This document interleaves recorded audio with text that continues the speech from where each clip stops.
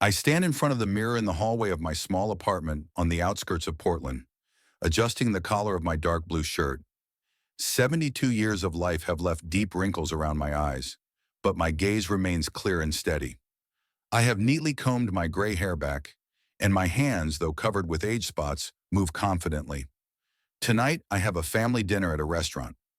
Dustin called 3 days ago and invited his father to celebrate his promotion at work. I agreed, even though such gatherings have long since ceased to bring me joy. Ever since my only son married Nicole 5 years ago, family evenings have become a test of endurance. I take my watch from the dresser, old but reliable. I've been wearing it for 30 years. The dial shows 6:30. There's an hour left before the meeting, but I prefer to arrive early, especially when the meeting is at one of those expensive restaurants that Nicole likes so much. I remember how Dustin used to be completely different. As a child, he would run to meet me when I came home from work. Dirty knees, tousled hair, eyes burning with impatience to tell me everything that had happened at school. He asked for advice on little things, shared secrets, fell asleep on my lap to the sound of the TV. After his mother died 10 years ago, we became even closer. It was difficult. For him, a 25-year-old guy, and for me. We learned to live again, without Susan. In the evenings, we sat in the kitchen, drank tea, and talked about life. I thought that nothing could destroy our bond.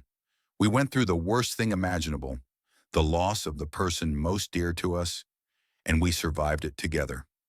But then Nicole appeared. At first, everything was fine. A beautiful, intelligent woman in her 30s. She worked at a marketing agency and could hold a conversation on any topic. Well-groomed, stylish, with impeccable manners.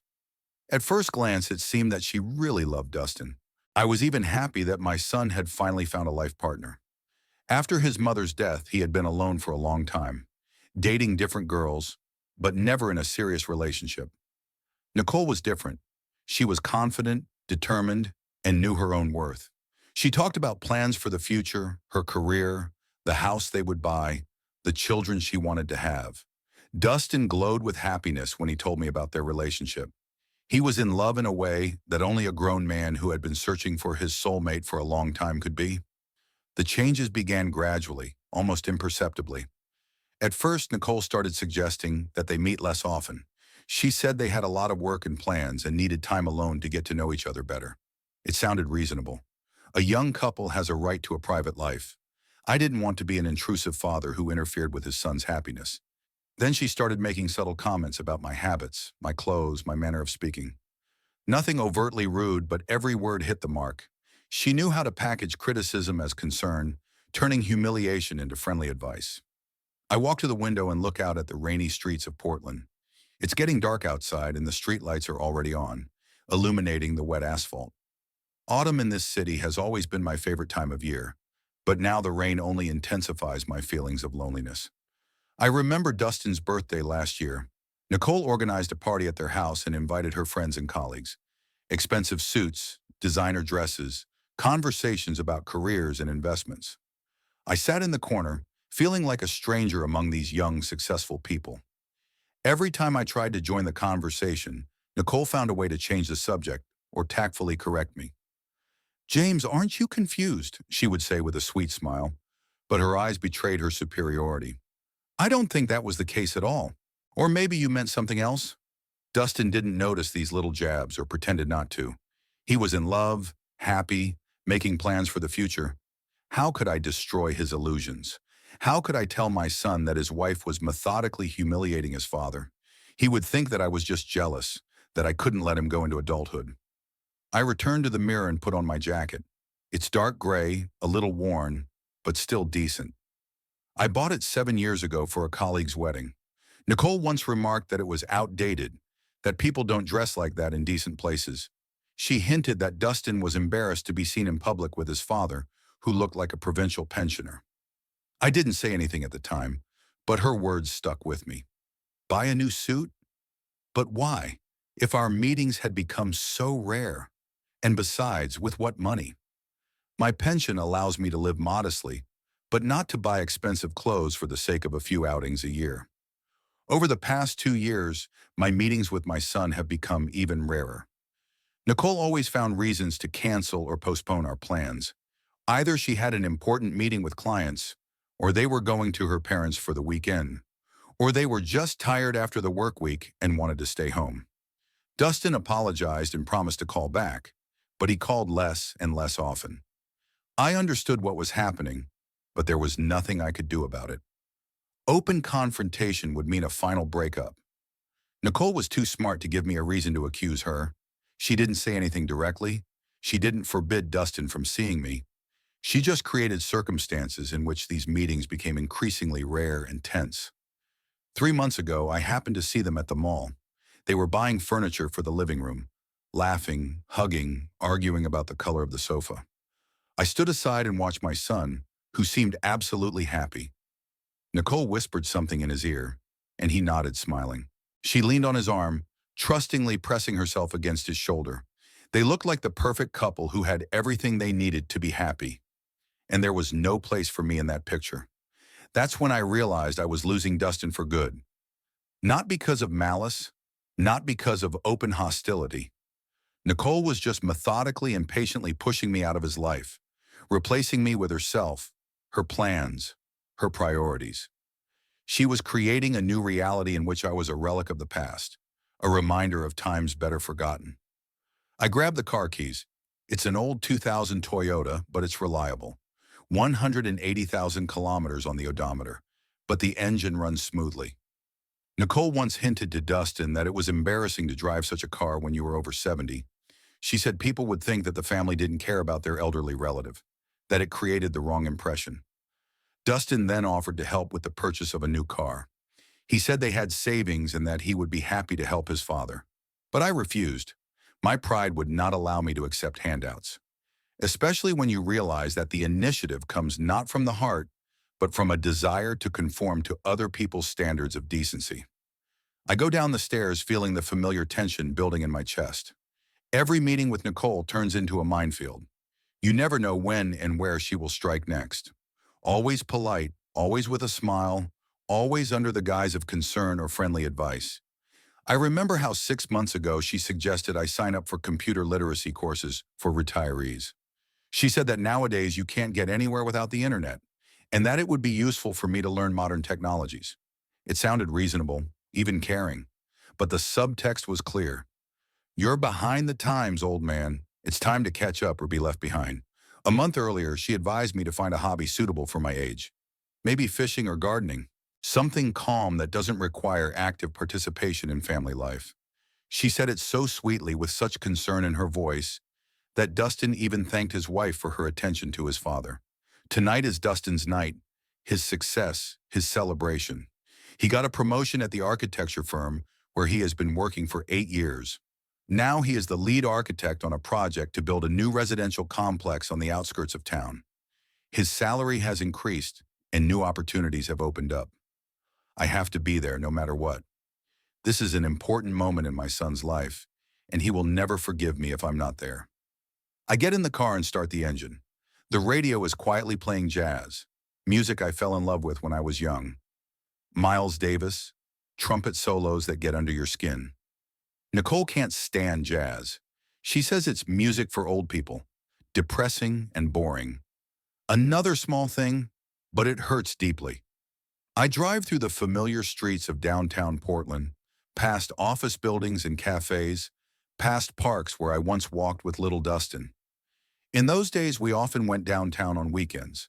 We went to museums, bought ice cream, fed the ducks in the pond.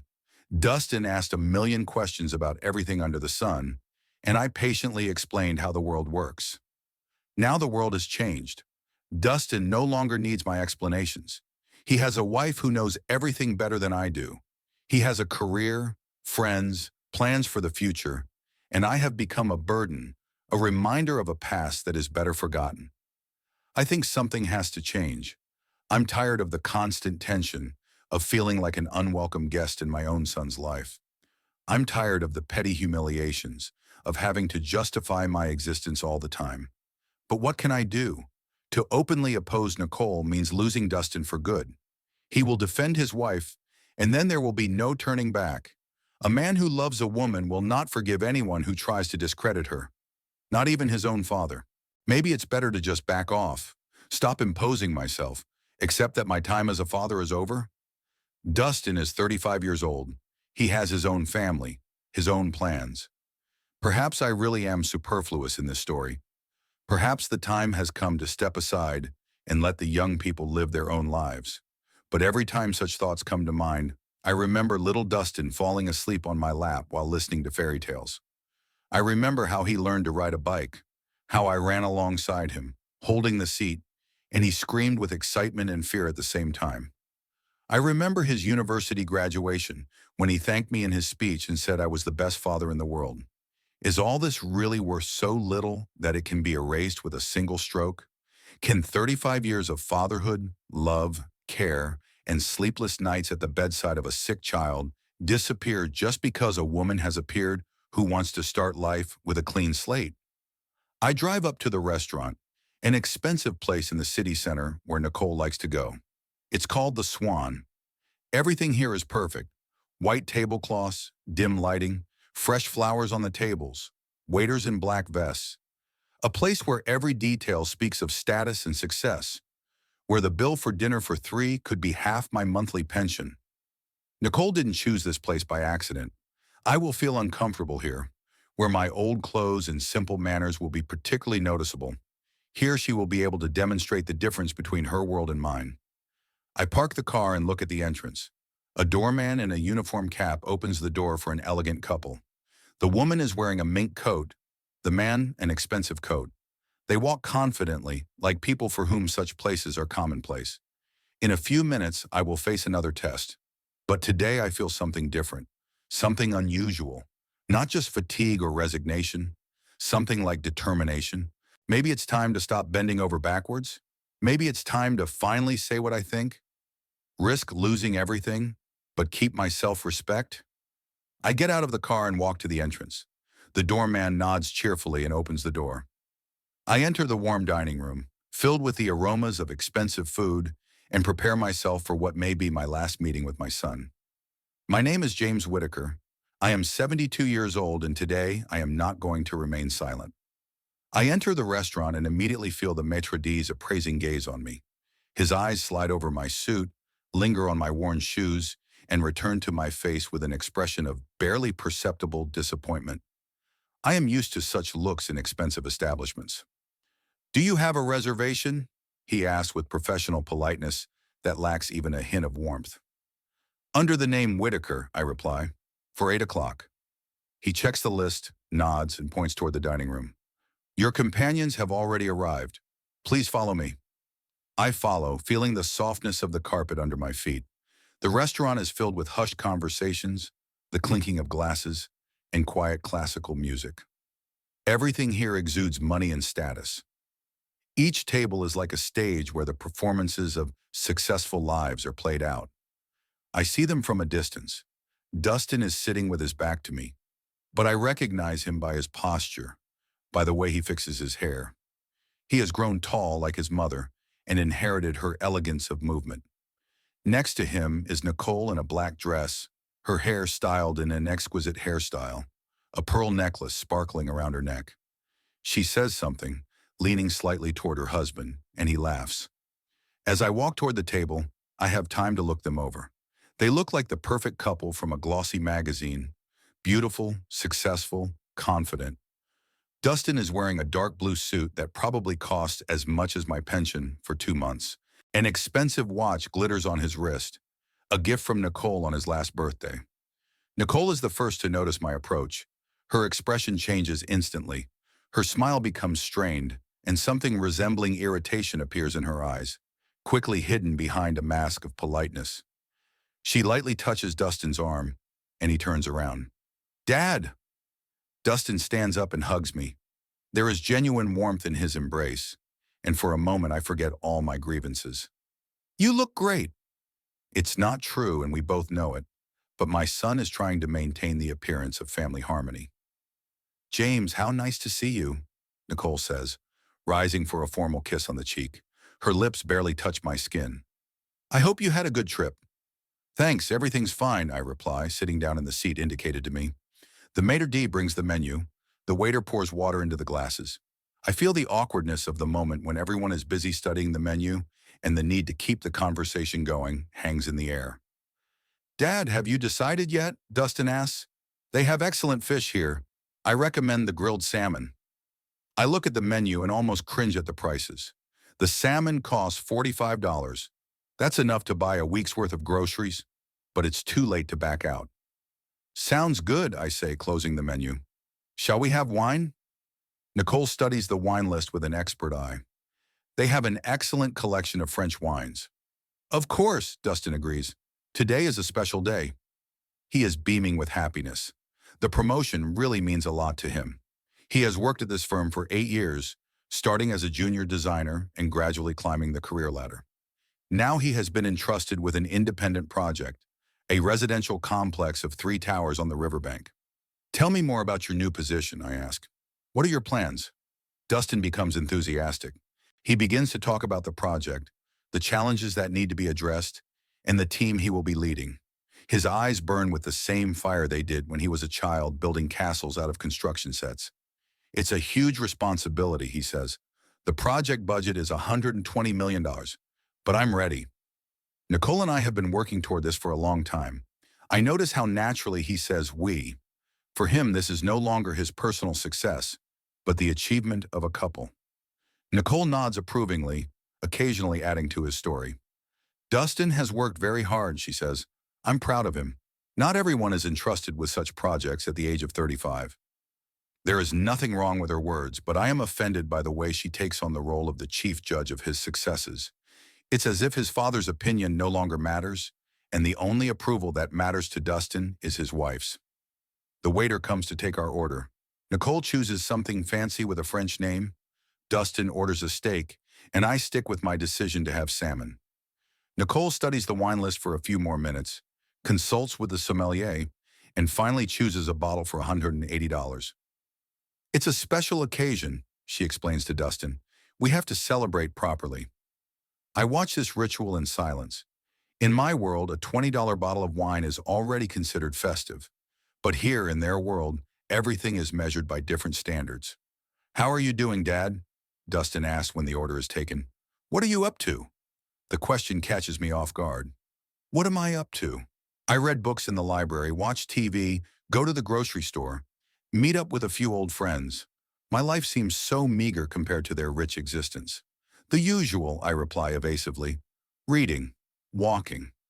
Last week I went to a museum and saw an exhibition of contemporary painting. Contemporary painting? Nicole raises an eyebrow. Interesting. What exactly did you like? Her voice sounds condescending, as if she is talking to a child who is trying to explain something he doesn't understand. Works by local artists, I say. Oregon landscapes, city sketches. Nothing special, probably, from a professional point of view. Oh, I'm no expert, Nicole replies quickly. Just curious. People your age usually have more traditional tastes. People your age. The phrase hangs in the air like a slap in the face. Dustin pretends not to notice anything offensive, but I can see him tense up slightly. My mother always said it's important to stay open to new things, I say, looking directly at Nicole. At any age. Mentioning Susan always has an effect on Dustin. He smiles softly and his eyes fill with warm memories. She was a wise woman, he agrees. I remember her taking me to galleries when I was little. She said that art teaches you to see the world in a new way.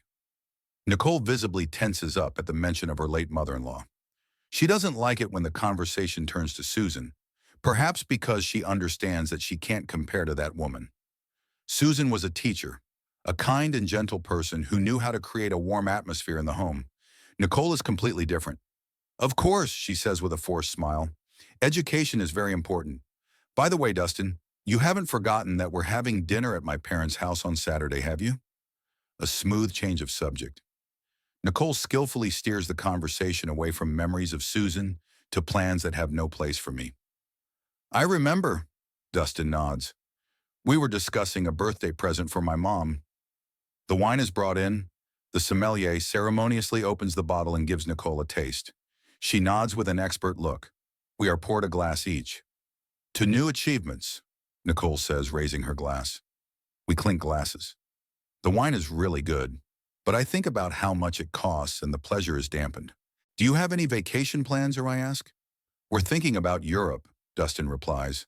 Nicole wants to go to Paris, and I'm leaning towards Italy. Why not combine the two, I suggest. You could spend a week in France, then move on to Italy. We considered that option, says Nicole, but it's quite expensive. It's better to choose one and enjoy it properly. That tone again, as if she's explaining the basics of budgeting to me, as if I can't understand simple things. Of course, I agree. The main thing is to have a good vacation. They bring the appetizers.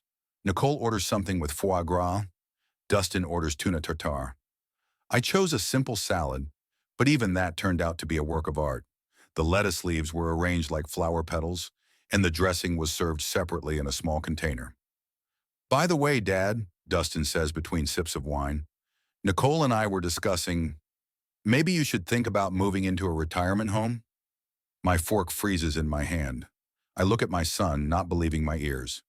What? I ask. Well, I don't mean a retirement home, Dustin quickly corrects himself. A community for active retirees. There's a lot of entertainment and social programs there. You won't feel lonely. I don't feel lonely, I say slowly. Of course, Nicole agrees. We're just worried. You live alone, if something happens.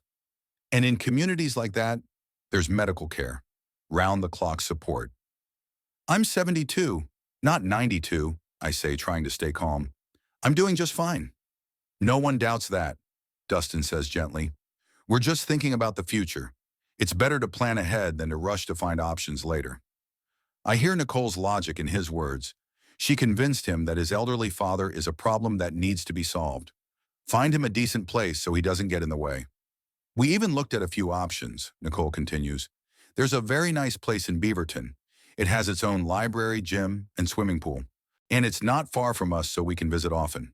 Visit often. How familiar that sounds. First, move them far away, and then the visits will become less and less frequent until they cease altogether. I'll keep that in mind, I say coldly. An awkward silence hangs in the air. Dustin realizes that the subject is painful, but he can't back down now. Nicole looks slightly annoyed that I haven't accepted their concern with due gratitude. We just want what's best for you, Dustin says. I know, I reply, and I appreciate your concern. But there is such coldness in my voice that even Dustin notices it. He changes the subject and starts talking about work and the firm's new projects. I listen half-heartedly, thinking about how quickly everything has changed. Half an hour ago, I was just getting ready to endure another family dinner. Now I realize that this is not just a meeting. It is a systematic attack on what remains of my independence. The main courses are brought out. The salmon is indeed cooked to perfection, but I eat mechanically.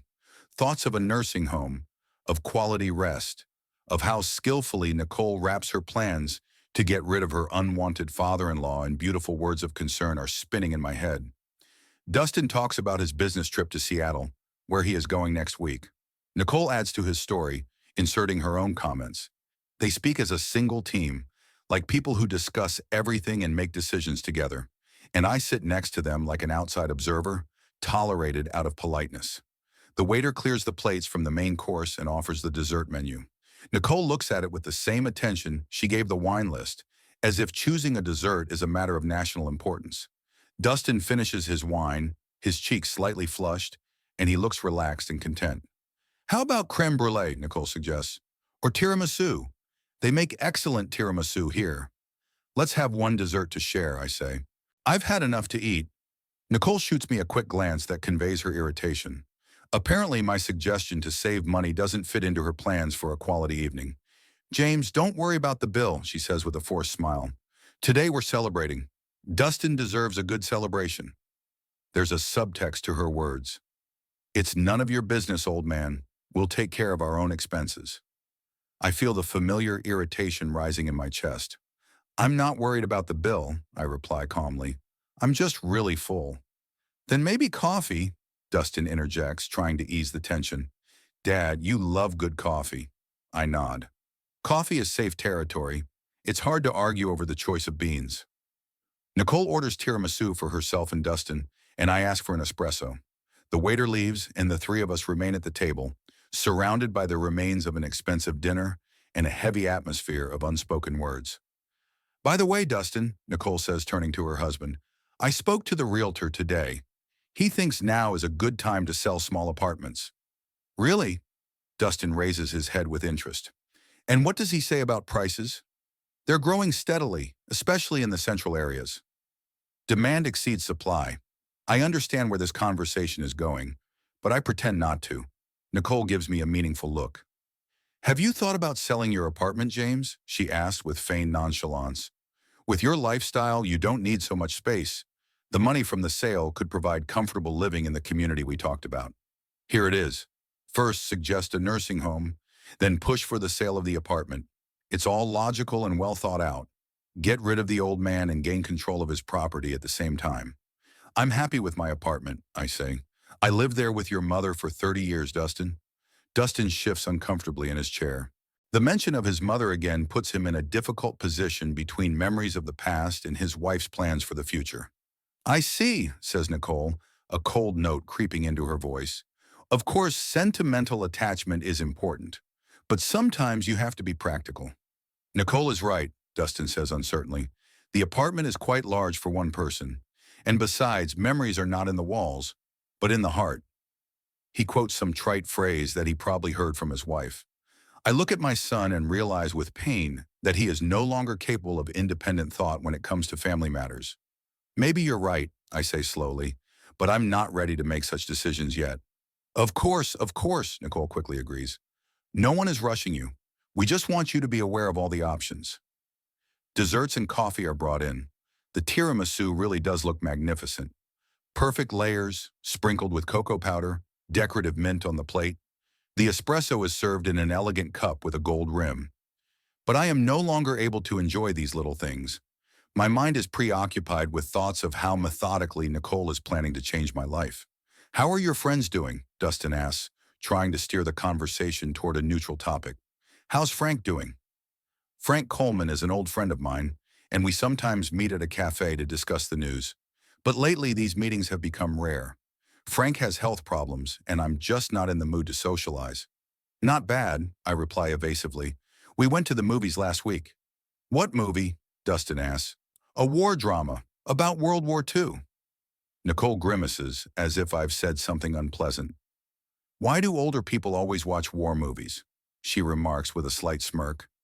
Isn't there anything more modern and positive? Perhaps because we value history, I reply, trying to keep my cool, and we understand the price of peace. Oh, of course, says Nicole. I didn't mean to be disrespectful. I just think that constantly dwelling on the past isn't very good for your mental health. Now she's not hiding her feelings. Dwelling on the past, mental health. It all sounds like a diagnosis. An old man who lives in his memories and needs treatment. Nicole, maybe you shouldn't, Dustin says quietly. What shouldn't I do? She turns to him with an innocent look. I'm just expressing concern. Is it wrong to care about a relative? Dustin finds himself trapped. If he defends me, his wife will accuse him of not appreciating her concern. If he remains silent, I will understand that he is completely on her side. It's okay, I say, looking directly at Nicole. I'm used to honesty. That's great, she smiles. Then I can say directly, I think you've become too withdrawn. This can't help but bother Dustin. He's worried about you, but he doesn't know how to help. Clever. She shifts the conversation to my supposed problem and my son's concern for me. Now I look like a selfish person who doesn't appreciate Dustin's concern. I don't think I'm withdrawn, I object. I have interests and friends. But you have to admit, your social life is pretty limited, Nicole insists. One or two old friends, the occasional trip to a museum or the movies. For an active person your age, that's not enough. My age, I repeat. What kind of lifestyle do you think is appropriate for my age? Well, something more. Socially active, she replies. Interest clubs, group activities, maybe volunteering. The communities we talked about offer just such opportunities. We're back to the nursing home again. All the conversations lead to one goal, to convince me that I'll be better off there. That means they'll have more peace of mind. I understand, I say. And what do you think is preventing me from being socially active now? Nothing is preventing you, Nicole replies quickly. It's just that when you live alone in a big apartment, it's easy to fall into a routine. And when you're surrounded by people your age with similar interests, people my age, I repeat slowly. That is, old people. James, you're misunderstanding me, Nicole says with irritation she no longer tries to hide. I mean people in similar life circumstances. What circumstances exactly? Well, she pauses for a moment. Retirees, people who have time for socializing, hobbies, people whose children have put them in nursing homes. Dad, Dustin says warningly. No, Dustin, I say turning to my son. Let's call a spade a spade. Your wife thinks I'm interfering with your family life, that I remind them of myself too often, demand too much attention. No one said that, Dustin begins, but I interrupt him. Not directly, but all the hints point to one thing. An old father is a problem that needs to be solved. Move him far away, sell his apartment, provide him with quality companionship with other equally unnecessary old people. You're being unfair, Nicole says coldly. We genuinely care about your well-being. Mine or theirs? The question hangs in the air. Nicole looks at me with poorly concealed hostility. The mask of the caring daughter-in-law has finally slipped. You know what, James, she says, putting down her spoon from her half-eaten tiramisu. Since we're being honest, I'll be blunt. Yes, I think you're too dependent on your son's attention. Dustin is a grown man. He has a wife, a career, plans for the future. We want children. We want to travel, build our lives. And there's no place for his father in those plans? There is, she replies, but not as the central figure. You have to understand, the time when you were the most important person in Dustin's life is over. Now I'm the most important person. Dustin turns pale. He realizes that his wife has gone too far, but he doesn't know how to stop her. Nicole, please, he says quietly. Please what? She turns to him. We're being honest, just like your father wanted. Let him know the truth. I'm tired of this game of being a big happy family. I'm tired of pretending that I like these rare but tense meetings. Then why do you meet? I ask. Because Dustin feels guilty, she replies. Because you know how to make him feel obligated. But you know what? It's time to understand. Adult children are not obligated to sacrifice their happiness for their parents' needs. I'm not asking anyone to sacrifice their happiness. No? Then what are you doing?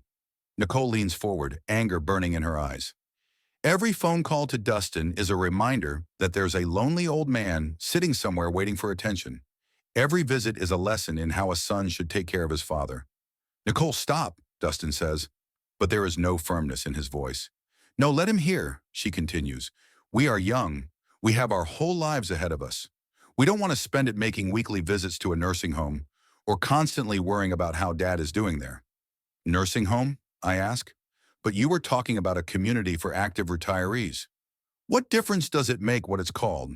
Nicole waves her hand dismissively. The bottom line is that you live separately, we live our lives. We see each other on holidays, we call once a week. A civilized relationship without unnecessary drama. I look at my son. Dustin sits with his head down, silent. He doesn't argue with his wife. He doesn't defend his father. He doesn't say she's wrong. And you agree with this? I ask him directly. Dustin raises his head. I see pain in his eyes, but also determination. Dad, he says quietly, maybe it really is worth thinking about. Changes. We want what's best for you. That's all. My son has chosen his wife's side. He has chosen his future over our past. I understand, I say, putting my napkin on the table. James, don't take it so hard, Nicole says, her voice softening again. We just want everyone to be happy. Everyone, I repeat.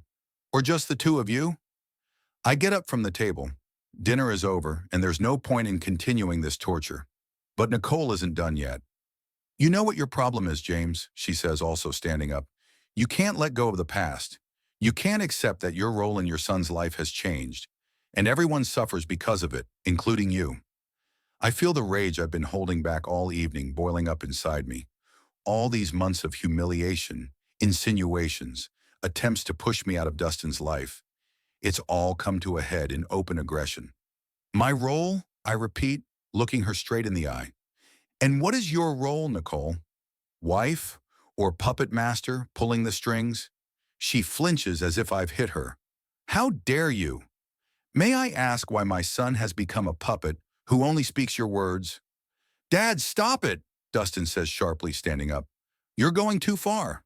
I'm going too far. I turn to my son. What about her? She has the right to call me a burden, but I don't have the right to ask who she is. I'm his wife, Nicole shouts, and several patrons at nearby tables turn to look at us. And that's enough to protect our family from toxic people. Toxic? I feel my voice trembling with rage. I'm toxic? Yes. She is no longer in control of herself. You poison our lives with your complaints, your need for attention, your unwillingness to accept reality. Dustin grabs his wife's arm. Nicole, calm down. Everyone is looking. But she doesn't listen. Months of restraint have burst forth, and now she says everything that has been building up. Do you think I don't understand what you're doing? She continues. Every time we meet, you try to drag Dustin back into the past. You talk about his mother, about your memories together. You try to rekindle the connection you had. And what's wrong with that? It's preventing him from building a new life, she shouts. It's preventing us from being happy. You can't let him go, and everyone is suffering because of it. Silence falls over the room. All the patrons are looking at us. The waiters glance at each other, unsure whether to intervene or not. You're right, I say quietly, looking at Nicole. I really can't let go of my son, because I'm his father, and I always will be, whether you like it or not. Nicole looks at me with a fury that no longer needs to be disguised. Her face is contorted with anger, her elegant hairstyle slightly disheveled, her pearl necklace trembling on her neck from her rapid breathing.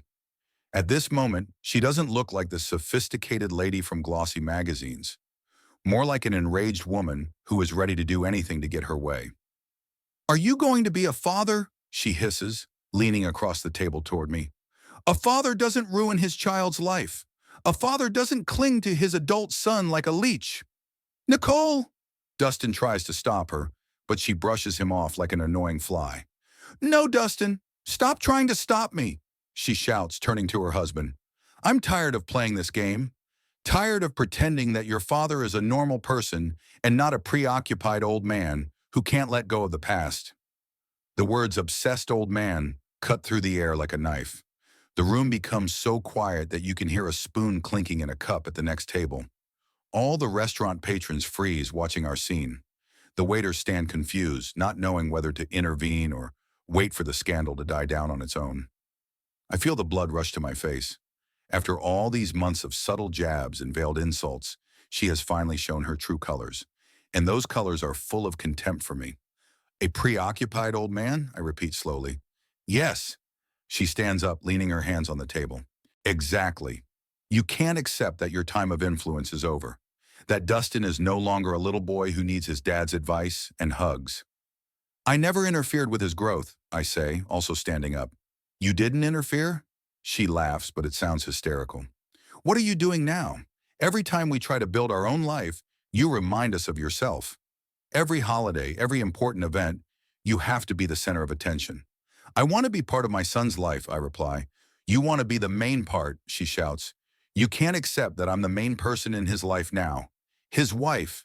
Dustin sits between us, pale as a sheet. He looks at me, then at his wife, and I can see the despair in his eyes. He understands that he has to choose sides, but the choice is agonizing for him. Nicole, please, don't do this, he pleads. People are watching. Let them look. She turns to the dining room, where all the guests are frozen with their forks halfway to their mouths. Let them see what happens when a selfish old man can't let go of his grown son. Selfish? I feel my insides churning. I'm selfish? And who are you? You who is trying to erase everything that came before you from Dustin's life? I'm his wife. She leans across the table, her face inches from mine. I'm creating a future for him, not living in the past. You're destroying his past, I reply. You're trying to turn him into a person without roots, without memories. And you're trying to prevent him from growing up, she shouts. Every time we plan something without you, you find a way to remind us of yourself.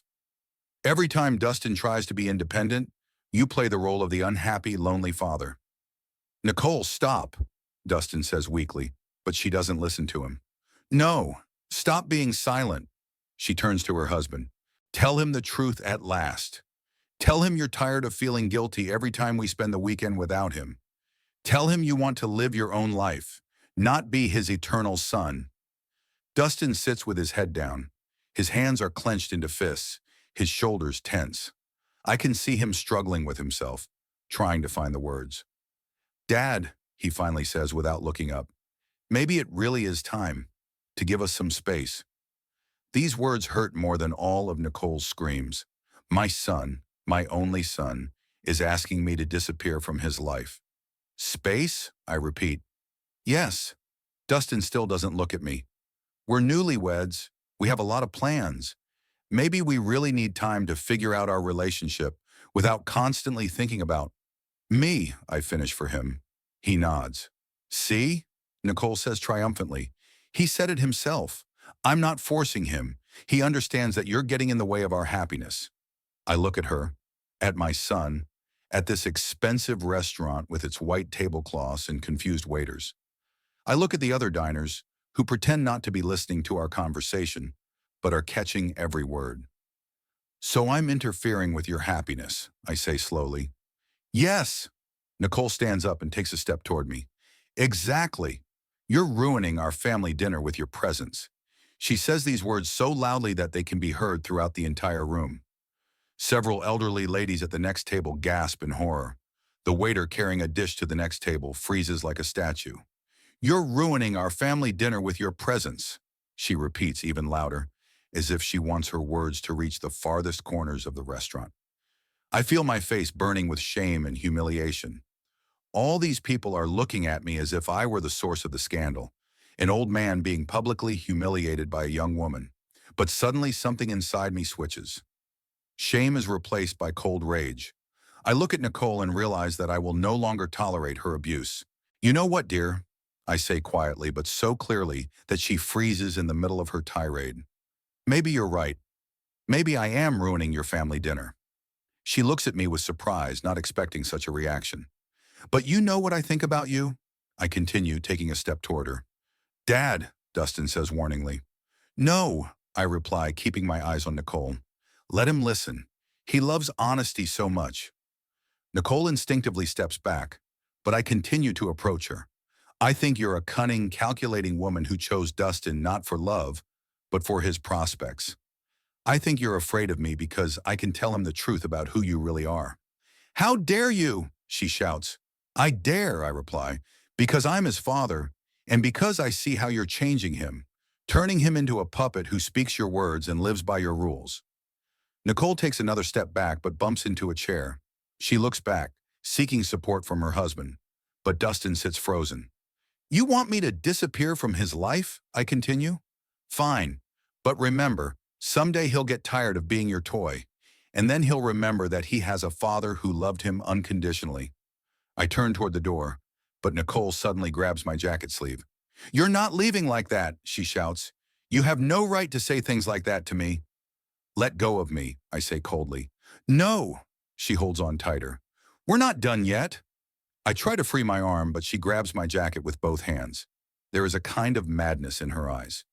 Let go of me, I repeat louder. No, you have no right to talk to me like that. She shakes me by the sleeve. I'm Dustin's wife. Suddenly, she pushes me sharply toward the exit. The push is so strong and unexpected that I lose my balance and take a few steps back. Get out, she yells, continuing to push me. Get out of here, you're ruining everything, everything. I try to resist, but she pushes again, and I continue to retreat toward the door. The entire room watches this humiliating scene. An elderly woman in furs covers her mouth with her hand in horror. A man in an expensive suit films everything on his phone. Nicole! Dustin finally shouts, jumping up from his chair. Stop it! But she doesn't listen. She keeps pushing me, and I realize that resistance will only make the situation worse. The maitre d' moves in our direction, but is afraid to intervene.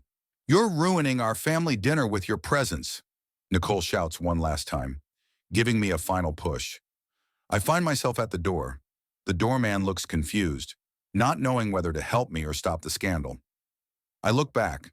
Dustin is standing at the table, pale and confused. Nicole is breathing heavily. Her hair is completely disheveled. Her makeup is smudged. The entire restaurant is frozen in anticipation of what will happen next. I adjust my jacket, lift my chin with dignity, and walk out onto the street. The cold evening air of Portland hits my face. I stand on the sidewalk in front of the restaurant, feeling my hands shake.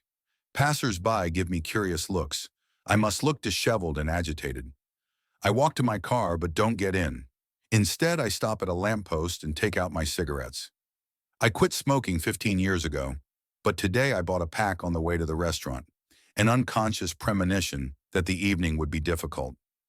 I light up with trembling hands and look at the restaurant entrance. Through the large windows, I can see the waiters bustling around our table. Dustin sits with his head in his hands. Nicole is explaining something to the maitre d', waving her arms.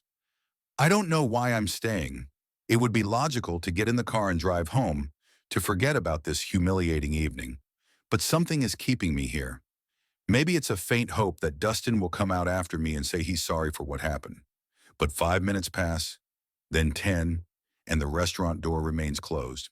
I stand by a lamppost finishing my cigarette and feel the adrenaline gradually receding, leaving behind a dull ache in my chest.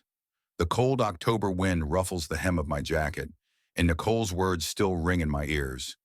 You're ruining our family dinner with your presence. Through the restaurant windows, I see the waiters clearing the table. Dustin is still sitting there, his head bowed. Nicole is talking to the maitre d', probably apologizing for the scandal and asking for the check. Her gestures have become calmer. She is in control of the situation again. Even disheveled and agitated, she knows how to quickly pull herself together. I throw away my cigarette and stamp it out with my shoe. It's time to leave. There's nothing more to do here. Dustin has made his choice, and that choice is not in my favor. Maybe that's how it was meant to be. Maybe Nicole is right, and I really can't let go of the past. I take out my car keys, but then I hear a familiar sound, the slam of a car door. I turn around and see a tall woman in a dark coat walking toward the restaurant entrance. Even in the twilight, I recognize that gait, that silhouette, Caroline Brooks. She hasn't changed much in the 2 years since we last saw each other. The same confident movements, the same straight posture.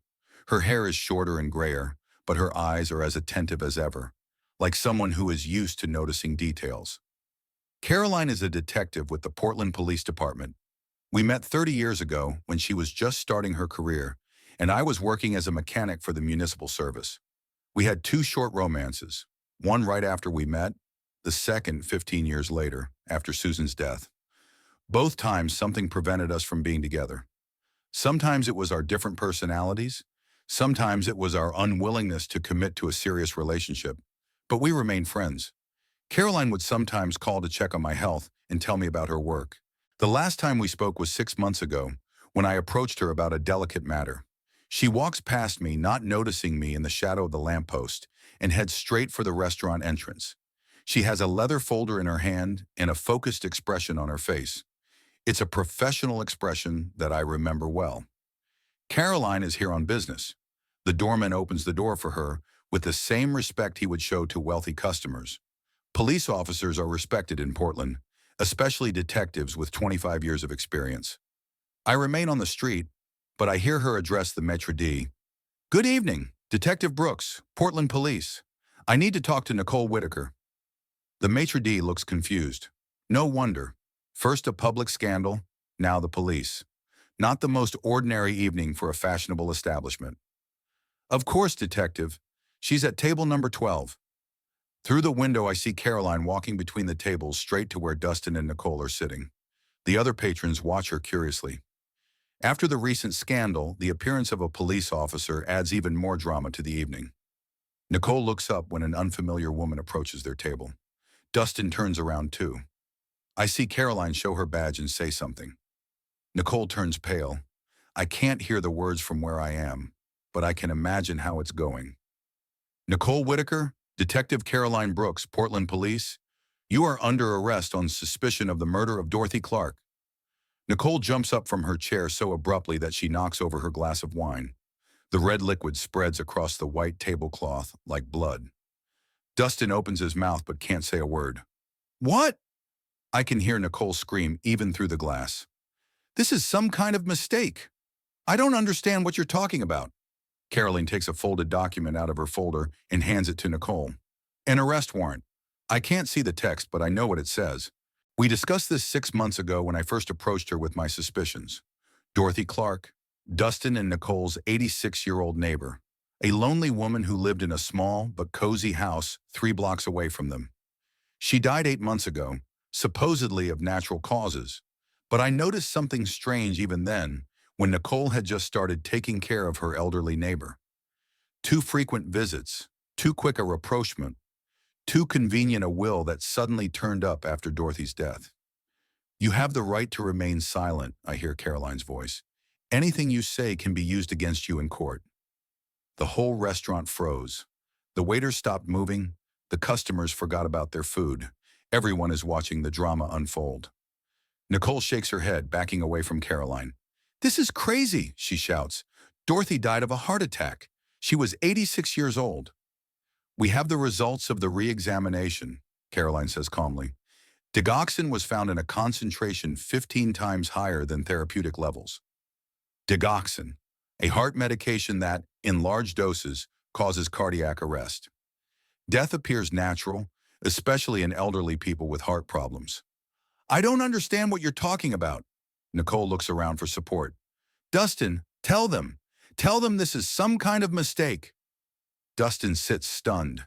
He looks from his wife to the detective, trying to understand what is happening. Caroline, he says finally. Detective Brooks? But you know my father. Caroline nods. Yes, Mr. Whitaker. It was your father who came to us with the information that helped start the investigation. These words hit Nicole like a bolt of lightning. She turns sharply toward the window, looking for me. Our eyes meet through the glass, and I see not only shock in her gaze, but also understanding. Him, she shouts, pointing in my direction. He set this up. He wants to destroy my marriage.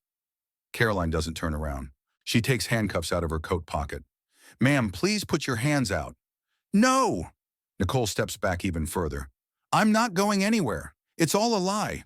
Dorothy died of natural causes. We also have evidence that the will was forged, Caroline continues. Handwriting analysis shows that Mrs. Clark's signature was forged. Visitors at neighboring tables begin to take out their phones and film what is happening. The maitre d' tries frantically to restore order, but no one listens to him. Mr. Whitaker, Caroline addresses Dustin, I recommend that you do not interfere with the arrest procedure. Dustin seems to wake up from a trance. He stands up and reaches out to his wife. Nicole, what's going on? Explain it to me. Nothing is going on, she shouts. It's all him. She points in my direction again. Your crazy father made it all up. Caroline takes a step toward Nicole, but she suddenly jumps up and runs toward the exit. The detective doesn't rush after her. She knows her colleagues are waiting outside. Nicole runs out of the restaurant and almost collides with me. Her eyes are burning with rage. You, she hisses. It's all you. You couldn't just disappear from our lives. I didn't disappear, I reply calmly. I just noticed what others didn't want to notice. What did you notice? She shouts. That I cared about a lonely old woman? That you poisoned her for the house, I say quietly. Nicole freezes. For a few seconds, her face becomes completely blank, as if she is trying on different masks and cannot choose the right one. You have no proof, she finally says. The police do, I reply. The results of the exhumation, the toxicology report, the handwriting analysis on the will. Exhumation? Nicole takes a step back. But how? How did I know to request an exhumation? I finish for her. Because I saw you bringing Dorothy medicine. Because I know where you got the digoxin from your mother's medicine cabinet, who takes it for arrhythmia. Caroline comes out of the restaurant. Dustin follows her, confused and pale. Mrs. Whitaker, the detective says, you're under arrest. Please put your hands out. Nicole looks around. Police cars are pulling up to the restaurant on the right and left. There's nowhere to run.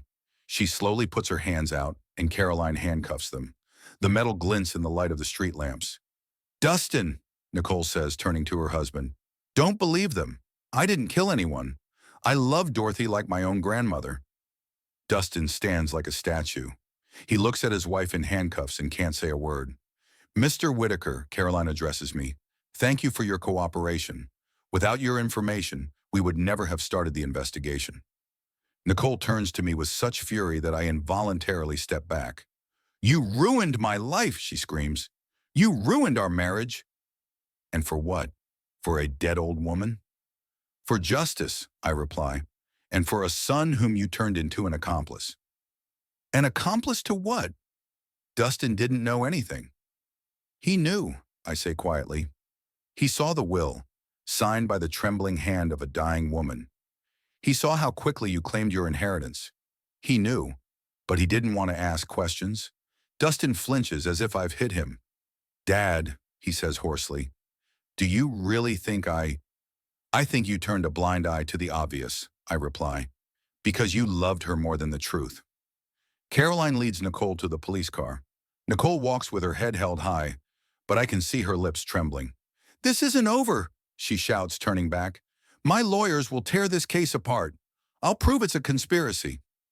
The car drives her away into the night. Dustin remains standing on the sidewalk, staring into space. The red lights of the police car disappear around the corner, leaving the three of us standing on the empty sidewalk in front of the restaurant. Dustin stares in the direction his wife was taken, as if he can't believe what just happened. Caroline closes the folder with the documents and turns to me. "James," she says, "we'll need to take your official statement. Tomorrow morning at the station." "Sure," I nod. "What time?" "Come at 10, room 215. Dustin turns sharply toward us. "Wait," he says hoarsely. "Explain to me what's going on here. What statement? What are you talking about?" Caroline looks at me questioningly. I nod. "It's time to tell the truth. Your father contacted us 6 months ago," she says to Dustin. "He expressed concern about the circumstances surrounding your neighbor's death." "Dorothy Clark?" Dustin looks from the detective to me. "Dad, what is she talking about?" "That I noticed something strange about your wife's behavior," I reply, "and I decided to check out my suspicions." Dustin takes a step back as if I've physically hit him. "Suspicions? What suspicions?" Caroline takes a notebook out of her coat pocket. "Your father informed us that Mrs. Whitaker became too close to her elderly neighbor too quickly. 2 months before Mrs. Clark's death, she began visiting her regularly, bringing her food and medicine." "What's wrong with that?" Dustin protests. "She was taking care of a lonely old woman." "Mr. Whitaker," Caroline says patiently, "your father also noticed that your wife took an unusual interest in Mrs. Clark's financial situation. She asked about her relatives and her will. I remember that day in May when I accidentally overheard Nicole talking on the phone with one of the realtors. She asked in detail about the value of Dorothy's house and the prospects for selling real estate in that area. At the time, it seemed strange to me. Why would she be interested in someone else's property?" "Dad," Dustin turns to me, his voice filled with despair. "Did you really think Nicole was capable of murder?" "At first I didn't," I answer honestly. "I just noticed some inconsistencies. Nicole told you that Dorothy had diabetes and was taking insulin. But when I ran into Dorothy at the pharmacy a week before her death, she was only buying vitamins." Dustin frowns. "Maybe she just made a mistake. Older people often confuse their diagnoses." "Maybe," I agree. But then there were other things. Nicole mentioned that Dorothy had been living alone for 15 years, since her husband died. But a neighbor told me that Mr. Clark died only 8 years ago." Caroline leafs through her notebook.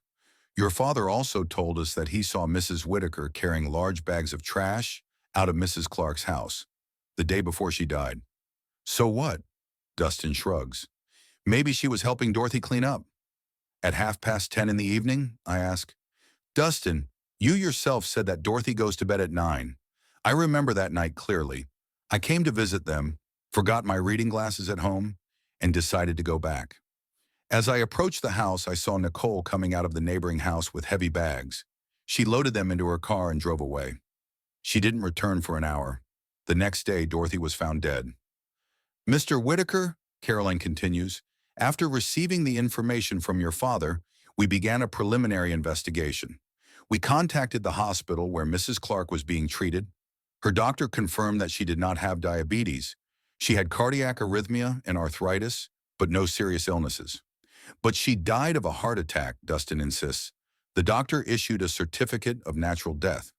"The doctor on duty in the emergency room," the detective clarifies, "who saw an 86-year-old woman with no signs of violent death.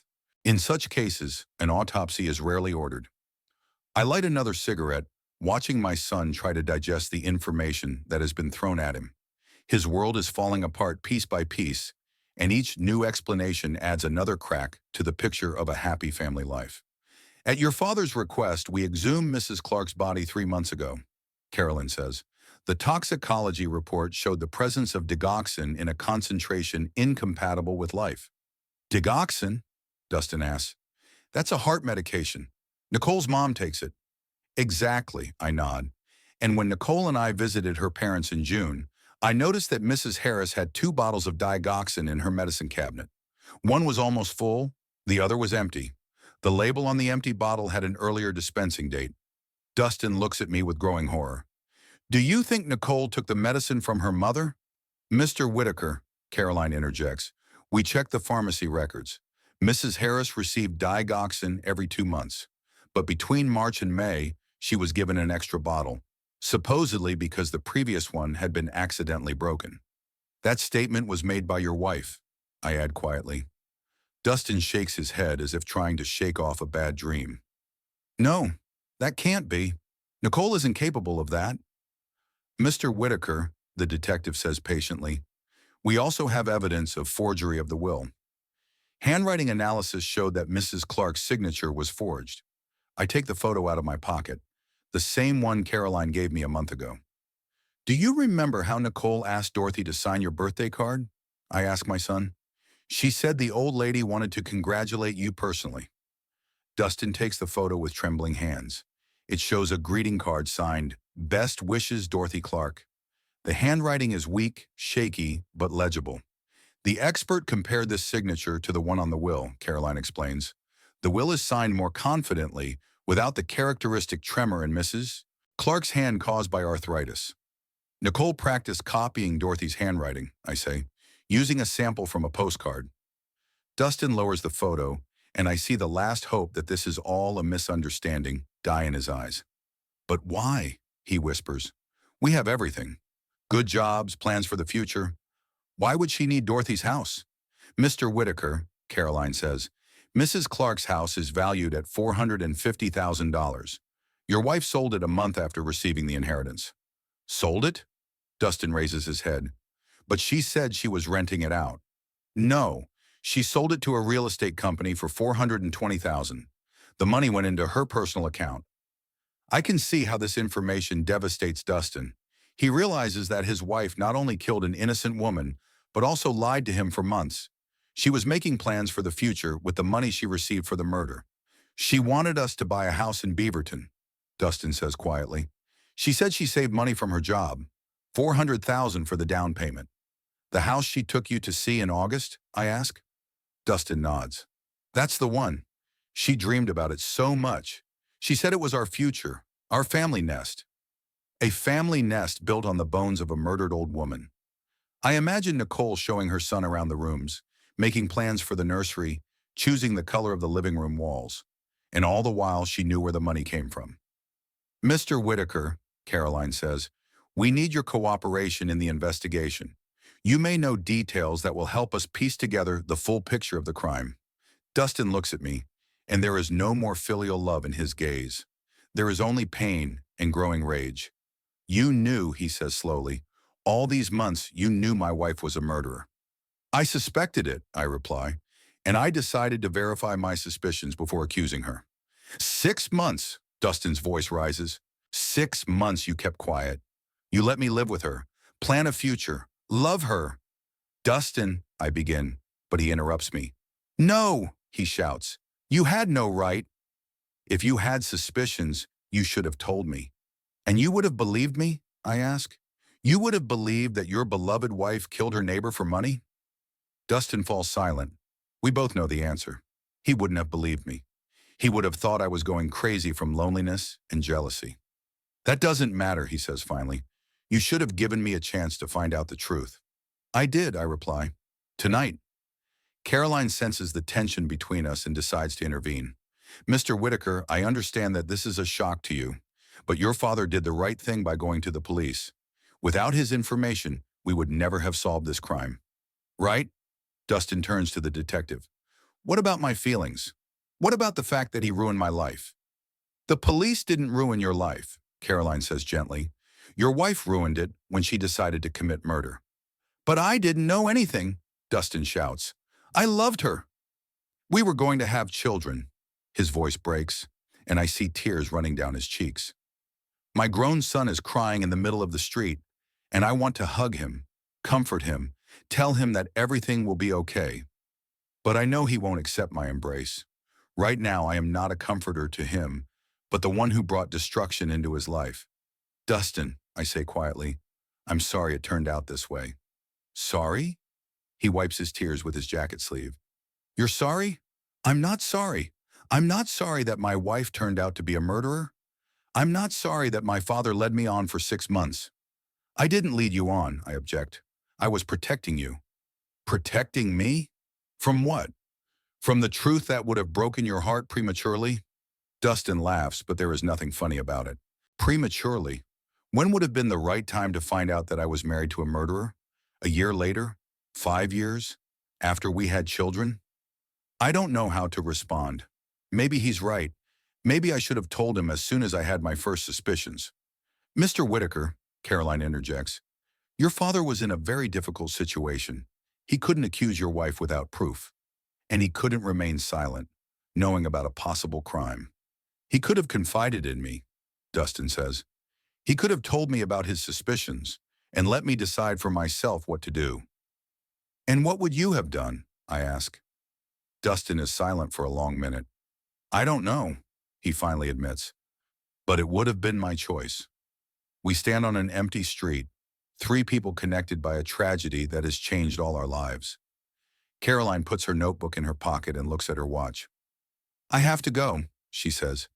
James, don't forget tomorrow at 10. She gets into her car and drives away, leaving us alone. Dustin looks at the spot where the police car with his wife was standing just a moment ago. What happens now, he asks. Now there will be a trial, I reply. Nicole will stand trial for murder. What will happen to me? The question sounds like the cry of a child lost in a dark forest. You'll live, and I say. You'll work, maybe meet another woman. You'll be happy. Happy? He turns to me. How can I be happy knowing that I loved a murderer, that I planned to have children with her, that I wanted to spend my whole life with her? It's not your fault that she wasn't who she said she was. But it is my fault that I didn't notice, he shouts. I lived with her for 5 years.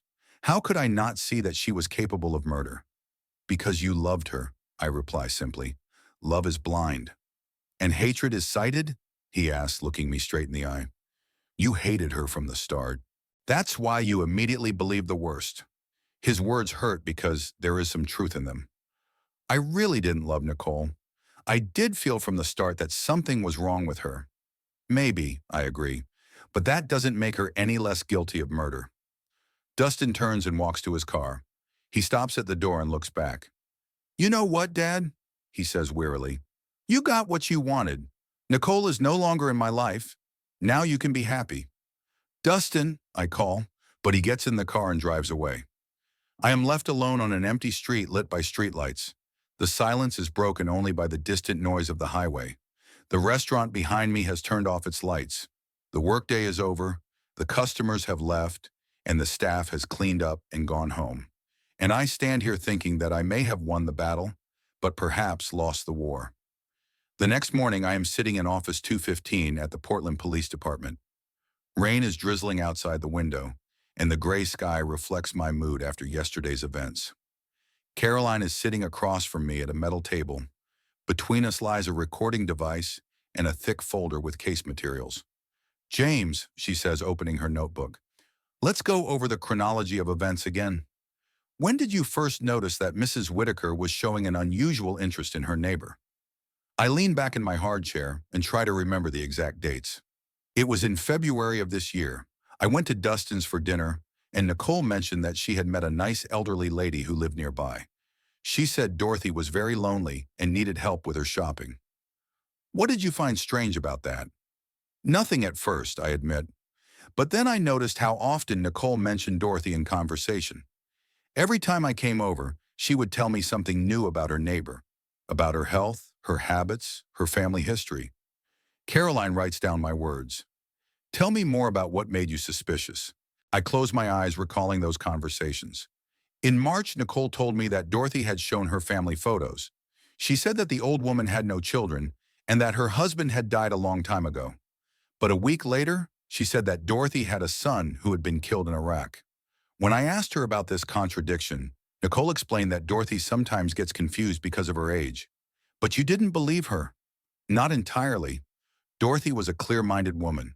I saw her at the grocery store, and she gave the impression of someone who remembers every detail of her life perfectly. Caroline flips through the pages in the folder. And when did you start to suspect that Mrs. Whitaker was planning something serious? In April. Nicole told me that Dorothy was thinking about rewriting her will. She said the old lady wanted to leave her house to someone who would take care of her in her final years. So I asked if Dorothy had any relatives, and Nicole said that her relatives lived far away and rarely visited. But that turned out not to be true? Yes. Later I found out that Dorothy had a niece in Seattle who called regularly and visited once a month. But in April, those visits suddenly stopped. I remember accidentally meeting Dorothy's neighbor, Mrs. Johnson, in May. She said that Dorothy's niece, Katie, was no longer visiting. Dorothy explained that they had had a falling out, but Mrs. Johnson thought it was strange. They had never quarreled before. Tell me about the will, Caroline asks. In May, Nicole announced that Dorothy had finally decided to rewrite her will in her favor. She said that the old woman was so grateful for her care that she wanted to leave her house to the person who had become almost like family to her. How did your son react to this? Dustin was surprised. He asked if it wasn't too much of a gift from someone she hardly knew. But Nicole explained that older people have different priorities, that it was more important to Dorothy to know that the house would go to good people than to leave it to the state. Caroline nods, taking notes. And when did Mrs. Clark die? June 18th. I remember the exact date because it was my late wife's birthday. Nicole called Dustin early in the morning, said she found Dorothy unconscious and called an ambulance. What did you find suspicious about the situation? I get up and walk to the window. The rain intensifies, drops running down the glass, blurring the view of the street. Nicole said she came to Dorothy's with her morning coffee, as usual. But the night before, I saw her leaving Dorothy's house with large bags of trash at 10:30 at night. Did you ask her about it? Yes. Nicole said Dorothy asked for help with a big cleanup. She said the old lady had decided to get rid of unnecessary things before moving. Moving? According to Nicole, Dorothy was planning to sell the house and move into a nursing home. She supposedly realized she couldn't manage the housework anymore. Caroline looks up from her notes. But Mrs. Clark didn't tell anyone else about her plans to move? No one. In fact, a week before her death, she told her neighbors about her plans for the summer. She wanted to plant a new flower bed and paint the fence.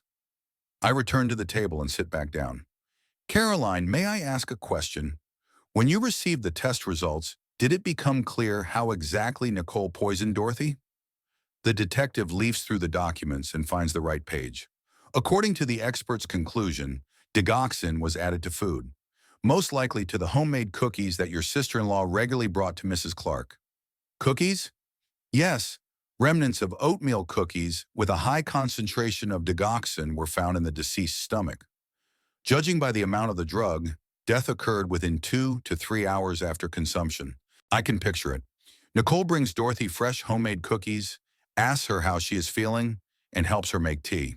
And the cookies already contain a lethal dose of heart medication. What about the fake will? When was it written? A handwriting expert determined that the document was created after Mrs. Clark's death. The paper and ink matched the samples we took from your son's house. So Nicole killed Dorothy and then forged the will? Exactly. She took advantage of the fact that Mrs. Clark had no close relatives in town. Her niece arrived 3 days after the funeral, when the will had already been registered. The office door opens and a young police officer enters. Detective Brooks, he says. Mr. Dustin Whitaker is here to see you. He's asking for a meeting. Caroline looks at me questioningly. Invite him in, I say. He has a right to know all the details. A few minutes later, Dustin enters the office. He looks terrible. Rumpled clothes, unshaven face, red eyes from lack of sleep. He obviously hasn't slept all night. Mr. Whitaker, Caroline says formally. Dustin barely nods in my direction, but doesn't say hello. He sits down in a chair far away from me, as if my presence causes him physical discomfort. I want to know everything, he says, addressing only the detective. How it happened, and what role my father played in it. Caroline briefly recounts what we have discussed. Dustin listens silently, his face growing increasingly grim. Cookies, he repeats when the detective finishes. She always baked those oatmeal cookies. She said it was her grandmother's recipe. Mr. Whitaker, Caroline says, your wife planned this crime very carefully. She chose a victim who trusted her and a method that looked like a natural death. But there were signs, Dustin says, something that should have alerted me. He still isn't looking in my direction, but I can feel the anger radiating from him. Tell me what my father noticed, he demands. All the details. Caroline recounts my observations, the contradictions in Nicole's stories, the oddities with the will, the suspicious behavior on the night before Dorothy's death. So he was watching her, Dustin says coldly. He watched my wife for months, gathering evidence. Your father noticed inconsistencies and went to the police, Caroline corrects him. He acted like a responsible citizen. A responsible citizen, Dustin repeats bitterly. What about a responsible father? Who should have talked to his son before ruining his life? I finally decide to speak up. Dustin, you wouldn't believe me. You'd think I was making up accusations against Nicole out of jealousy. Dustin turns sharply toward me. His eyes burn with rage. Don't you dare tell me what I would think, he shouts. You took away my right to choose. You took away my right to figure out the situation for myself. You didn't have the facts to go on, I reply. I only had suspicions. Suspicions that you chose to check with the police instead of your own son. Caroline tries to intervene. Gentlemen, maybe you should... No, Dustin interrupts her. Let my father explain why he thought he had the right to play detective behind my back. Because it was a murder, I say firmly.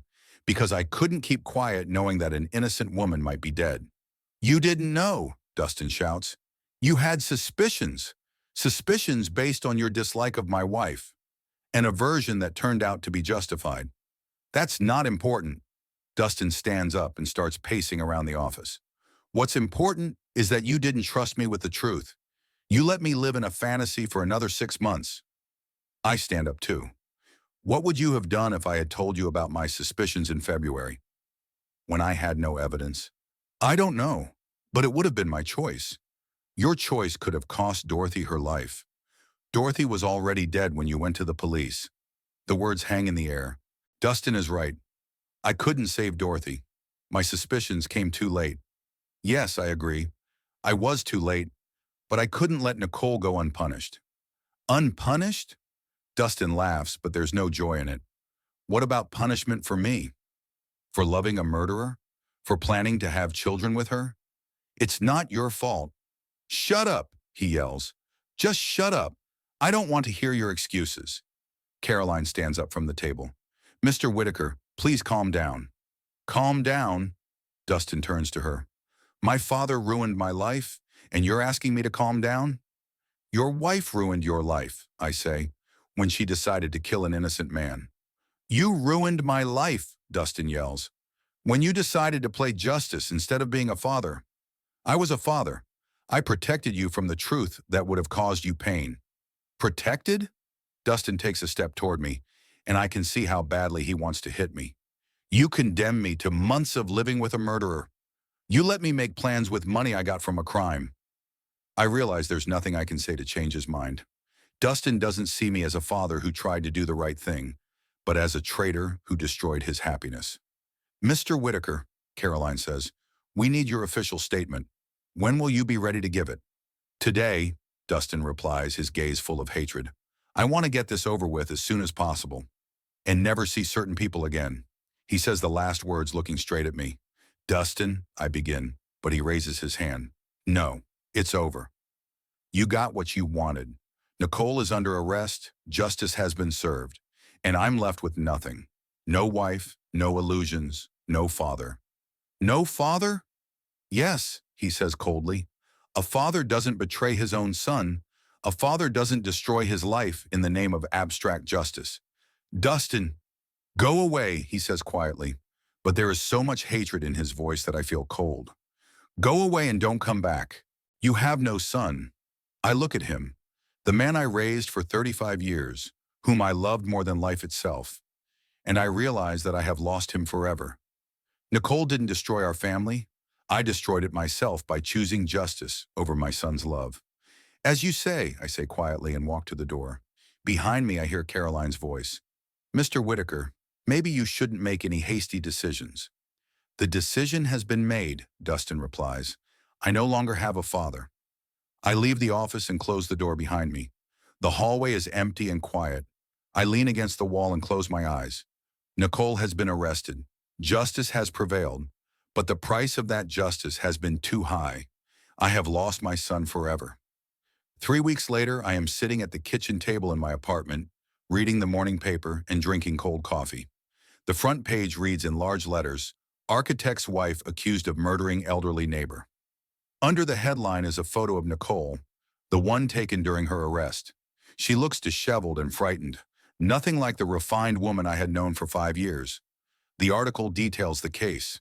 Digoxin poisoning, a fake will, $420,000 from the sale of the victim's house. The journalist also mentions me, a vigilant relative who reported his suspicions to the police. The name is not mentioned, but everyone in Portland knows who is behind Nicole Whitaker's arrest. The phone has been silent for 2 weeks. After that meeting at the police station, Dustin hasn't called once.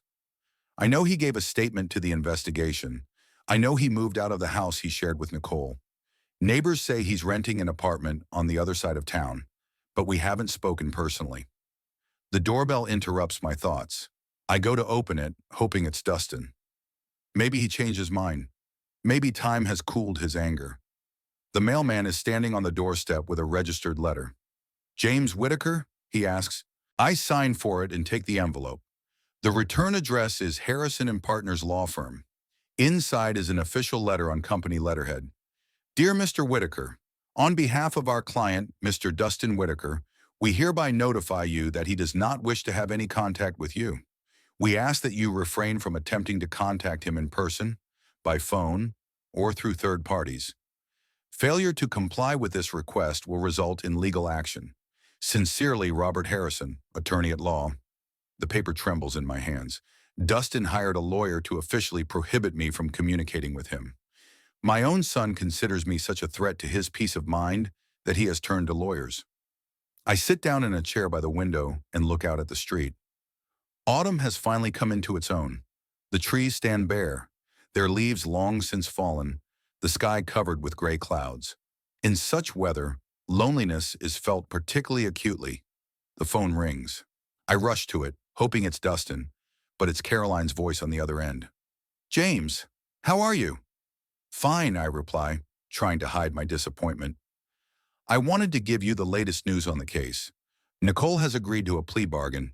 She pleaded guilty to second-degree murder in exchange for 20 years in prison without parole. 20 years, I repeat. So there won't be a trial? No. She will also compensate Mrs. Clark's heirs. Her niece will receive money from the sale of the house. That's good. James, Caroline's voice softens. How is your son? How is he coping with all this? I look at the letter from the lawyer lying on the table. He's not coping well, I answer honestly. He blames me for everything. I understand. It's hard for him to find out that someone you love is capable of murder. He thinks I ruined his life, that I should have trusted him instead of the police. Caroline is silent for a few seconds. And what do you think? Do you regret coming to us? This question torments me every day. Do I regret it? On the one hand, the murderer will be punished, justice will prevail. On the other hand, I lost my son and destroyed the only family relationship I had left. I don't know, I admit. Sometimes I think I should have kept quiet. Dorothy is gone forever, and Dustin would have been happy. Happy with a murderer? He didn't know she was a murderer. To him, she was a loving wife. James, Caroline's voice becomes stern. You can't seriously believe it would have been better to let Nicole go unpunished? I don't know what I think, I reply wearily. All I know is that my son hates me. Time heals all wounds. Maybe when the emotions have subsided. He hired a lawyer to officially bar me from communicating with him. Caroline gasps. Seriously? That's, that's serious, James. Yes, serious. I'm sorry. I'm really sorry. After talking to Caroline, I sit by the phone for a long time, thinking about what has happened. 3 weeks ago, I had a family. A complicated, strained family, but a family nonetheless. Now I am completely alone. In the evening, I go to the grocery store to do some shopping. It's the same store where I sometimes ran into Dorothy. A young cashier looks at me curiously. "You're the man who exposed the killer, aren't you?" she asks. "I read about it in the newspaper." "Yes," I reply briefly. "How did you know she was guilty? Do you have a special intuition?" A special intuition. If only it were that simple. If only there were a way to recognize evil in a person in advance. "I just noticed some inconsistencies," I reply and quickly leave the store. An elderly woman catches up with me on the street. I recognize her as Mrs. Johnson, Dorothy's neighbor. "Mr. Whitaker," she calls out. "Wait," I stop. Mrs. Johnson is breathing heavily, having obviously run after me from the store. "I wanted to thank you," she says, catching her breath, "for Dorothy, for getting justice." "You're welcome," I reply. "What do you mean you're welcome? If it weren't for you, that woman would have gone unpunished. Dorothy was a good person. She deserved justice."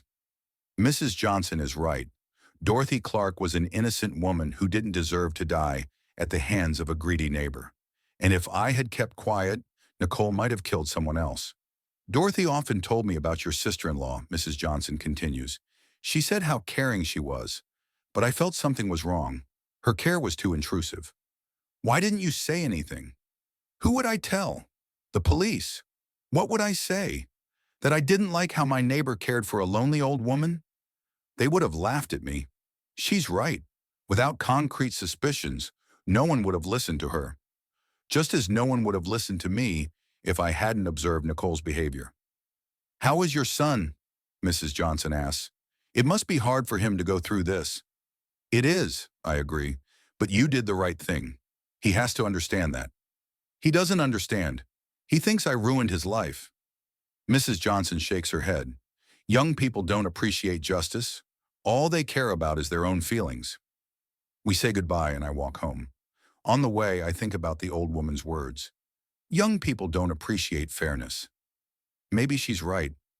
Maybe Dustin is just too selfish to understand the necessity of my actions. Or maybe I'm looking for excuses for what I did. At home, I take out Dustin's photos, from infancy to his last birthday. I look at the evolution of my son's face and remember the happy moments of our life.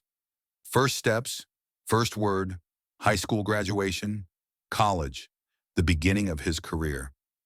In the latest photos, Nicole stands next to Dustin, beautiful, smiling, hugging her husband around the waist. Who would have thought that behind that sweet smile was a killer? The doorbell interrupts my thoughts. Maybe it's Dustin? Maybe he changed his mind and decided to talk? But standing on the doorstep is an unfamiliar young man in an expensive suit. He is carrying a leather briefcase. "Mr. James Whitaker?" he asks. "Yes." "Robert Harrison, attorney. I represent your son." "The same lawyer who sent me the official notice." "What is he doing at my door?" "May I come in?" he asks. "I need to discuss something with you." I let him into the apartment. Harrison looks around, assessing the modest furnishings. "Mr. Whitaker," he says, sitting down in an armchair, "my client has asked me to give you a few things." He opens his briefcase and takes out a small box. "These are the gifts you gave him for his birthdays and holidays. He asked me to return them to you." I take the box with trembling hands. Inside is the watch I gave Dustin for his 30th birthday, cufflinks for his suit, and a framed photograph of the two of us. Everything that connected us as father and son.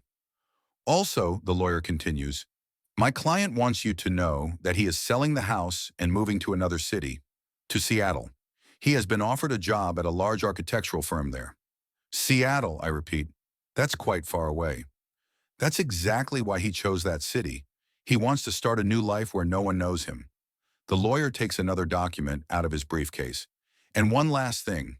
My client wants to officially change his last name. He's filing the paperwork with the court."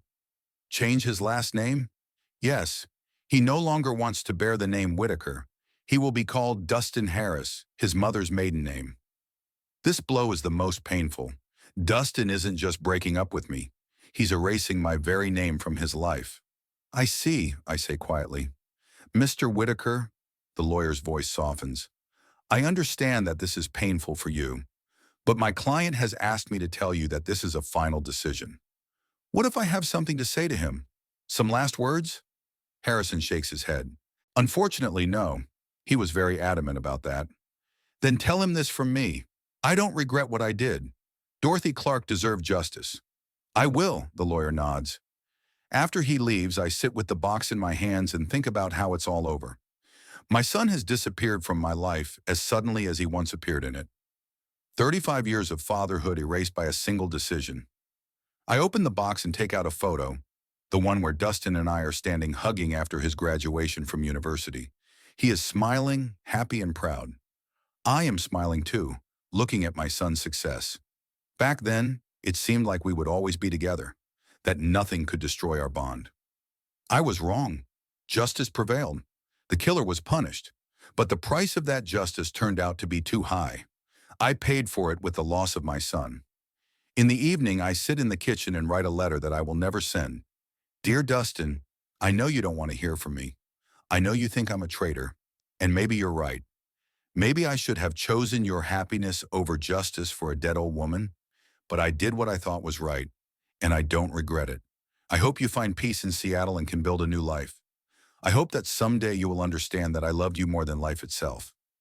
Even when I made the decision that separated us. Your father, James. I fold the letter and put it in my desk drawer. Next to the other letters that I will never send either. It starts to rain outside. I turn off the light and go to bed. Tomorrow will be a new day in my life without my son. The first of many days I will have to live alone. But my conscience is clear. Dorothy Clark got justice, and justice is more important than family happiness built on lies and blood. At least that's what I believe, and I will believe it until the end of my days.